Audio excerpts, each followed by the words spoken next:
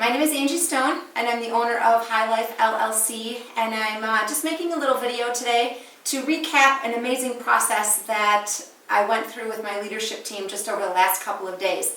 The date today is April 13th, 2014, and I want to just share with you that the reason that I had this meeting with my team is based on this book, Traction, which was recommended to me by a member of my mastermind that I'm in with Michelle Prince and a bunch of other amazing people. And someone turned me on to this book, and my business at this point is, it's a business, but I'm really trying to get it to grow. We have a really interesting thing that we're trying to do. So not all the people in my organization were able to partake in this due to their areas that they live in. And so I wanted to be sure that I could document this for all of them so they understood what was being talked about. And we're going to let my clock go ahead and stop chiming there for just a minute. And then we're going to go ahead and continue. So what I did, wait for the clock, I guess. I'm just so excited. What I was able to do is plan a day-and-a-half meeting with 4 people in my team. And based upon, again, based on the Traction book, we're trying to create what's called a VTO and develop our EOS, which is an entrepreneurial operating system. And the VTO is a vision/traction organizer. And the first step that it was recommended that we do was all of us write down on a piece of paper 3 people that we thought that if we could clone would absolutely bring this business to something that nothing can be compared to. So all of the group wrote those down, and then we put them on a board here. And we had people like Shirley Gitkowski. Of course, Shirley is a driving force in as hygienist anything that we really do once we're connected with her.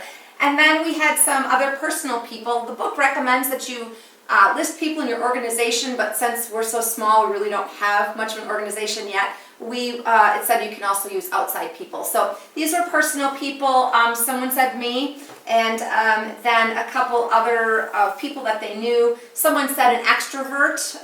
That's more of a personality type, but absolutely that would be important. Another hygienist named Pamela Runge was on the list.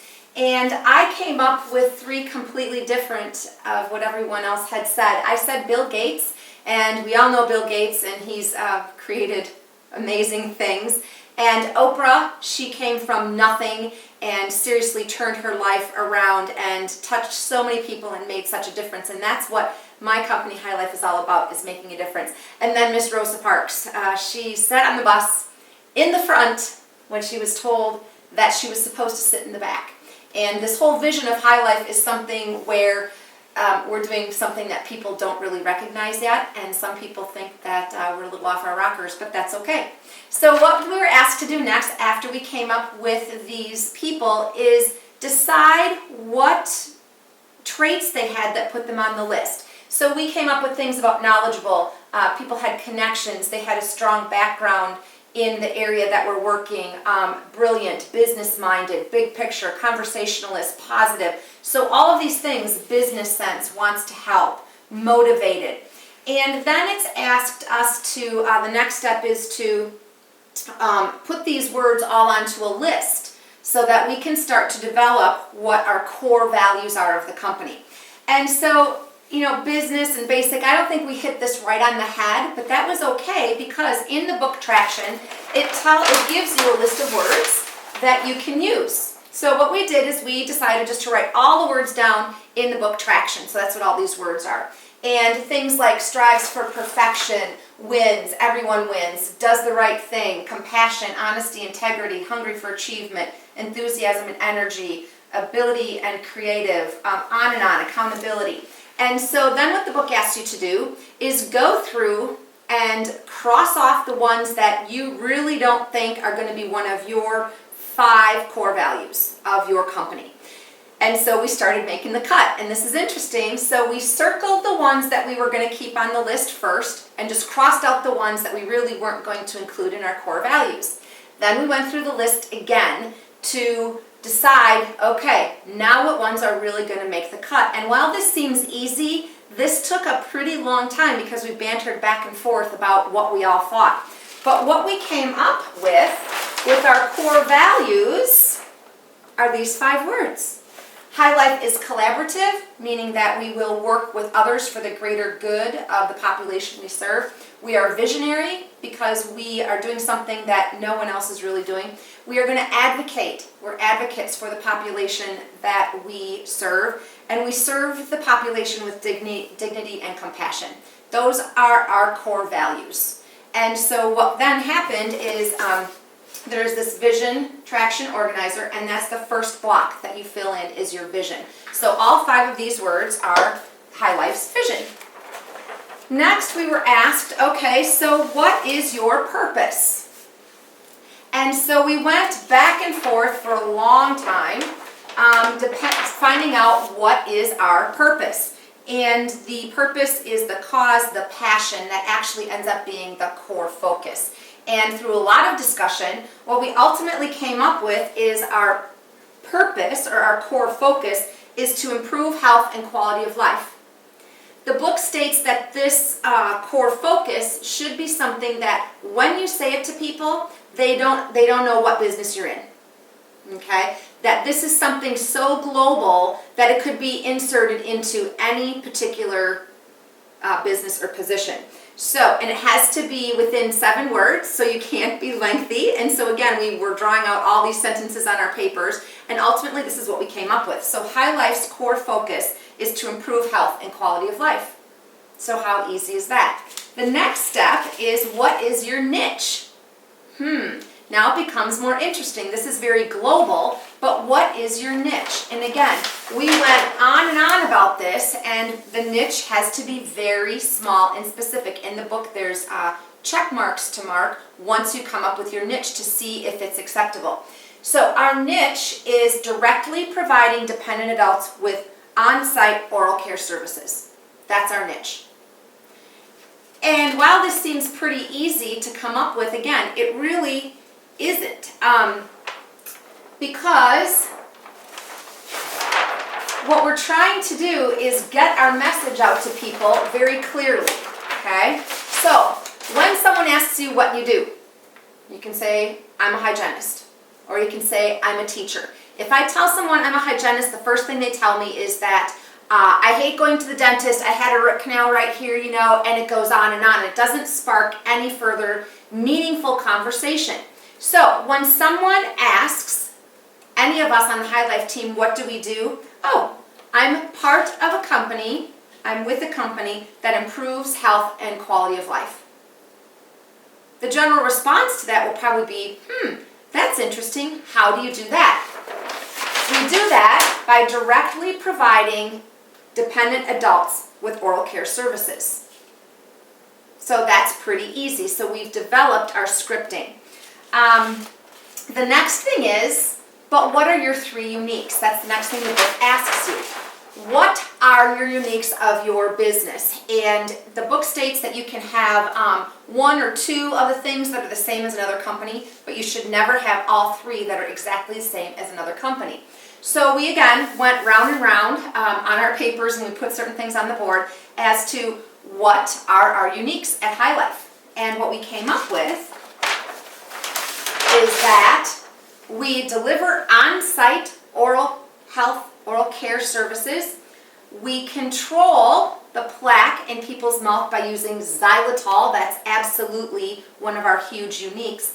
And we provide education for the caregivers of the dependent adults so that they understand how to keep them and how we keep them from dying of dirty teeth. Okay? So again, what do you do? Well, I work with a company that improves overall health and quality of life. Oh, how do you do that? By directly providing dependent adults with oral care services. Oh yeah, I know, but aren't the certified nursing assistants, or isn't there someone else taking care of that? Aren't there the dentists there and the hygienists? Yes, there might be, but this is an extra level of care that no one else is doing, because we deliver on-site brushing and between the teeth cleaning services. And we also cover the resident with xylitol to control the bacteria that causes the disease in between our visits. And we provide educational sessions to the caregivers and the loved ones of the dependent adults. So you can see how this is just starting to flow out of my mouth. But before this process, we weren't really all on the same page, and everybody was kind of wondering, how do they describe what we do? So this has been a great process. The next thing the book wanted us to do is work on your guarantee. What can your business guarantee to its clients? The question that the book asks is, what might hold someone back from enlisting your services? And we came up with things. If people know much about xylitol, they might be concerned that their loved one's going to get too much xylitol, but the amount of xylitol that we use will not cause any diarrhea. But someone might be concerned with that if they know about xylitol. We do have the ability to use some xylitol mints and some gum. Some people might be concerned with their loved one choking on the xylitol. However, if we have someone that can't tolerate those things, we have different ways to get xylitol into the mouth, so we can take care of that concern. People might be concerned, would this really help? We have studies to show that it will really help, so we can kind of negate those concerns. Will we show up? And will I hear from you? If something's wrong with my loved one, will I hear from you? And will you treat my loved one nice? So what we came up with for our guarantee is that we will improve and or maintain, depending on what we see in our assessment, the oral health of your loved one, and we will deliver that with dignity and compassion. That's our guarantee. We went around and round about, advocacy and finding somewhere for the resident to go to have their dental needs taken care of, but we really can't guarantee that. So what you have to do is scale everything back at what is the one thing that you are willing to guarantee. So that's what we came up with. High Life will maintain and or improve the oral health of your loved one and will do so with dignity and compassion. That's our guarantee. Okay? So we can kind of put the minds of the loved ones and the caregivers and everybody involved with that dependent adult at ease. The next step, so we filled that all in, and the next step is, what is your 10-year target? This was very interesting because you have a group of people who don't have really anything going on. We have a little bit going on, and we've done a lot of work behind the scenes for several years. We're trying to take this to the next level. So what we came up with as our 10-year target is we threw things out like we want to be the gold standard, okay? We want to be a model for the dental hygiene programs. We want them teaching the High Life model for care of dependent adults. We want to be this gold standard. So then we threw out some numbers. We started just like throwing out numbers and like, well, we don't really know. I'm like, it's okay. We're dreaming at this point, okay? And when you dream it, it can happen. So we decided that we, and again, hygienists doing math, this is very interesting. We kind of stumbled on this a little bit. 50 states, we want to be in all 50 states with 2 oral care specialists in each state, which would be managing 10 oral care specialists. So these guys would kind of be the overseers of 10 oral care specialists that are going into the facilities and being with 20 residents or dependent adults a day. And they would be working, we came up with some more math here. So we would have 1,000 oral care specialists in 10 years working with 80 clients a week. And that gives us 80,000 clients that we could be reaching in 10 years. 80,000 dependent adults receiving improved oral care and quality of life. So that was pretty big. It does ask you to attach some dollar figures to that as well. So that's what we came up with. In 10 years, High Life will be in all 50 states with 2 key oral care specialists managing 10 oral care specialists in their state who will work with 80 residents. So we will have 20 residents a day times 4 days a week. So that will be 80 residents weekly. Okay. All right. So we went through this one already. The next thing that is asked to be put into your vision traction organizer is your marketing strategy. And again, this is kind of a place where we're not quite so sure. We have to develop this, and we might need to enlist the help of someone else, but this is a start. So the caretakers, we need to get to the caretakers. And who are the caretakers? The healthcare team, doctors, CNAs, RNs, social workers. The families of these dependent adults are who we want to market to. Maybe the power of attorneys, we want to market to them. And this Polish lady doesn't mean to be anything derogative. It could be a German lady or a Norwegian lady. But what we mean by that is we have independent caretakers that families will hire to maybe come in and do some light housekeeping, grocery shopping, things like that. We also want to reach those folks that are being caregivers and independently being hired by houses, by people. And it asks us, where are these people? And really, these people are all around us. I mean, it's not like, I use the analogy of if someone is trying to market to someone that will shop at the dress barn, they have a certain demographic. They know that they're probably mostly going to see women because they don't have any men's clothing. They mostly know it's going to be women from a certain age to a certain age. They're going to shop there. And they mostly know that they're going to be women of a certain age that live within a certain range of the store. Does that make sense? So this is a little harder for us to come up with our exact demographic. But these people are all around us, and we also talked about reaching out to organizations. We can reach out to the nursing facility to tell them what we do. We can reach out to home health agency, charitable groups. There's a lot of religious groups.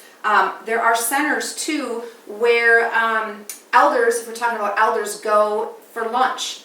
They serve them lunch. We can reach out to those folks. We can reach out to adult daycare centers. We can reach out to group homes. There are so many places that we can reach out to. And aging groups, and someone brought up AARP. So AARP is really supportive of people that are a little bit older. So this was the first part of our marketing strategy. And so that's what we put in. We couldn't really talk about really in specific, so we're not there yet. But that was a good thing to do. The next thing the book asks us to do is define your proven process. And we absolutely have a proven process at this point in time with High Life. And that's pretty much what I'm doing with a couple of clients already. That is the proven process. And again, we have research on that proven process that was done by me and Shirley Gutkowski and a handful of other hygienists. So we define the need. And we do that with educating people, High Life educating those groups that we just talked about, and asking anybody if they know anyone that could use our services. And also, High Life can be contacted individually once people have the message. So once we have that, we will have a consultation with the dependent adult, and this consultation is free. And we will assess the dependent adult, the client, and the family is usually there. If there's no family, then the caregivers of the person are there with us as we assess if there's a need for these services. Once we define if there's a need, then there's a contract signed by the by the person that's in charge of the dependent adult. We then will put the xylitol into the care plan for whomever is taking care of this dependent adult. We make sure that it's in that care plan. And then we implement the services. And typically it's once a week. The oral care specialist is in the presence of the dependent adult, and we provide brushing and between the teeth cleaning. And what that does is it keeps that dependent adult, that keeps their mouth healthy when we do that once a week. And again, there's research to back that up. We then will report any progress or any issues to the people that are taking care of this dependent adult. If there's family members, the family members will be told of any progress or issues. And at that point, if there's issues, we are willing and able to advocate to get those people taken care of, which is a thing right now in this country that's not typically being done. And I have personal experience with that, where people are losing teeth and they have cavities and no one is paying attention and no one is advocating to get those people taken care of. So this is our proven process, and then your proven process goes onto the Vision Traction Organizer. So then what we had to do next is back out that 10-year target to a 3-year picture. So what does High Life look like in 3 years? And again, we're just trying to get this down on paper so we have something to shoot for. So we were probably going to need offices, we're going to need computer software, computer hardware, we're going to need supplies, we're going to need the xylitol to be shipped in, we're going to need the toothbrushes and all that stuff to be shipped in. So we may even need a warehouse in 3 years to be managed. We're going to be having to do a marketing division so that we can keep marketing this. We're probably going to have a financial division, an operations division, a sales division. We might even need a vehicle, okay, or vehicles. or have some marketing on our personal vehicles if that's what we decide. And we're going to need a CEO, a CFO, and this was kind of an aha moment for us. I've been thinking about this, but I'd like to hopefully have High Life a corporate sponsor of Career Fusion in 3 years. And that would be so cool to bring this whole thing with Career Fusion full circle, where I've been an attendee for several years, and then ultimately able to create my own company that then sponsors Career Fusion and promotes within the Career Fusion to all these oral care specialists spots. So that was pretty cool.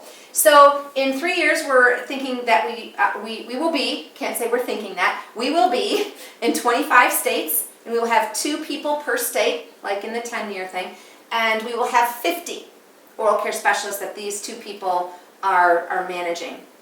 And so these 2 people, will manage 5 oral care specialists, okay? So in the 10-year plan, they're managing 10. So these 2 people in each state will manage 5 oral care specialists. These oral care specialists will work 2 days a week. And so at that point, we should have 10,000 clients in 3 years. The next step in this process is, okay, so what do we all see our roles in 3 years? And we did some discussion about our Drake assessments, again, which were done at Career Fusion. And it's imperative that when you have a company, that you have the right people on the bus, not only the right people on the bus, but the right people in the right seats. And so we talked about our strengths, our weaknesses, and where we would maybe fit. And each person came up with their idea of where they fit. And so Linda sees herself in a leadership role of some sort. She loves to be looking at the research and doing education, and she sees herself working directly with some oral care specialists. Jen is very strong with operations and budgeting and finance, and so she would also like to be on the back side of things, organizing and making sure that things are running correctly. Carol sees herself in a training role, in a definite training role, working directly with the people, teaching them about what we do with High Life. Stacy is our one and only extrovert that we had at the table, and it was apparent that she's going to be the sales and marketing somehow. She will be sales and marketing. That was just a given, but she assessed that too. And I see myself as the voice, as the integrator. The book talks about how you need a visionary, an integrator, and then sales and marketing, operations, and finance division. And I absolutely see myself as the voice getting this message out and being the integrator and CEO of High Life. So it's kind of interesting to see how this whole process goes. So then it asks, what is your 1 year plan? So how in the heck are you going to get yourself to the 3-year vision and the 10-year target? So what we came up with, it asked us for a revenue goal, and because we're now in April, our year recommended by the book will end December 31st, so that we can start the next year on January 1. So what we are going to do is, the revenue goal is to have 10 oral care specialists. I will tell you that that's already achieved.